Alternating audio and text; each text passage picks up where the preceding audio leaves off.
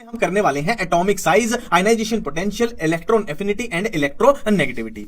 अगर ये periodic table है और अगर हम कॉमन ट्रेंड की बात करें तो एटॉमिक साइज के लिए ये कॉमन ट्रेंड चलेगा कि अगर हम पीरियोडिक टेबल में नीचे की तरफ आएंगे तो एटॉमिक साइज का इंक्रीज देखने को मिलेगा और राइट से लेफ्ट की तरफ जाएंगे तो इंक्रीज देखने को मिलेगा। ठीक है, इनकी बात करें तीनों की तो इनके लिए कॉमन जो ट्रेंड होगा वो सेम ही चलेगा कि अगर हम पीरियोडिक टेबल में नीचे से ऊपर की तरफ जाएं तो क्या है, इंक्रीज देखने को मिलेगा और लेफ्ट से राइट अपने को इंक्रीज देखने को मिलेगा। तो इसका भी हमने ये कॉमन ट्रेंड देख लिया। बट इनकी क्या है, कुछ कुछ एक एक्सेप्शन होती है जहां हमारा क्वेश्चन फंस जाता है। तो बारी बारी से इनकी एक कंफ्यूजन, एक एक्सेप्शन की बात कर लेते हैं। अब एटॉमिक साइज के क्वेश्चन में कहां अपने को दिक्कत हो सकती है उसकी हम बात कर लेते हैं। देखो, कोई अगर आपसे पूछ ले कि जर्कोनियम और हाफनियम का साइज कंपेयर करके बताओ, ये अपनी पीरियोडिक टेबल है, तो आप बोलोगे हमने देखा था नीचे जब आते हैं तो साइज इंक्रीज होता है तो हाफनियम का साइज बड़ा होगा। ये आप आंसर टिक करके आ जाओगे। बट यहां पर ऐसा नहीं होता है। लेंथेनॉइड कॉन्ट्रैक्शन की वजह से, देखो रीजन क्या है लेंथेनॉइड कॉन्ट्रैक्शन का, ये भी डायरेक्ट ऑप्शन में पूछ लिया जाता है कि poor shielding effect of 4f electron, इसकी वजह से लेंथेनॉइड कॉन्ट्रैक्शन होगा और इसकी वजह से जर्कोनियम और हाफनियम का साइज जो होता है वो ऑलमोस्ट इक्वल होता है। ऑलमोस्ट इक्वल होता है। ये बहुत ही नीट का सुपरहिट क्वेश्चन है। ठीक है, तो एटॉमिक साइज की ये हमने कंफ्यूजन यहां पे दूर कर ली।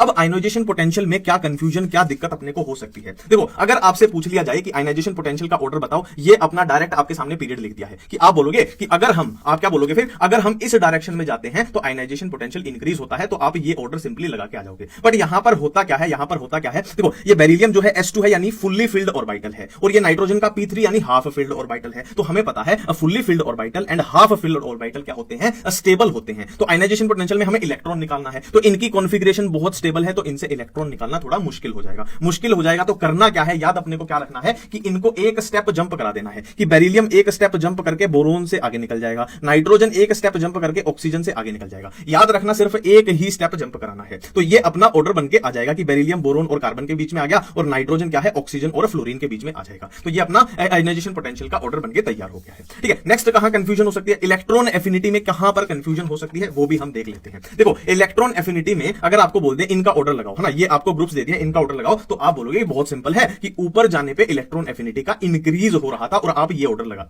ठीक है, बट यहां पर अपने को चेंज देखने को मिलता है, यहां पर अपने को चेंज देखने को मिला है और साइन उल्टा हो गया। क्यों हो गया है, देखो जाहिर सी बात है, जब हम नीचे की तरफ आ रहे हैं तो साइज इंक्रीज हो रहा है। मान लो इसका साइज इतना था, फिर यहां पर बढ़कर इतना हो गया, फिर यहां बढ़कर इतना हो गया और यहां बढ़कर इतना हो गया, तो साइज नीचे बहुत बड़ा है ना, और यहां पर साइज बहुत छोटा है। तो जाहिर सी बात है इनके पास इलेक्ट्रॉन तो होंगे ही होंगे। अब साइज इतना छोटा है और इनके पास इलेक्ट्रॉन भी है, तो इलेक्ट्रॉन की डेंसिटी है वो यहां पर बहुत ज्यादा हो गई है due to small size. Due to small size यहां पर इलेक्ट्रॉन की डेंसिटी बहुत ज्यादा हो गई है। और इलेक्ट्रॉन एफिनिटी क्या होती है, अगर हम इसको इलेक्ट्रॉन प्रोवाइड करेंगे तो इलेक्ट्रॉन की डेंसिटी पहले से ही ज्यादा है, तो ये भी नेगेटिव चार्ज, ये भी नेगेटिव चार्ज, इसका क्या होगा, रिपल्शन होगा। तो इसीलिए यहां पर ये ऑर्डर उल्टा है, बाकी सारा ऑर्डर बिल्कुल ही सेम है। तो ये है ना, इलेक्ट्रोनेगेटिविटी में एज सच कोई ऐसी एक्सेप्शन नहीं होती है, उसमें नॉर्मल ऑर्डर चलता है ये वाला।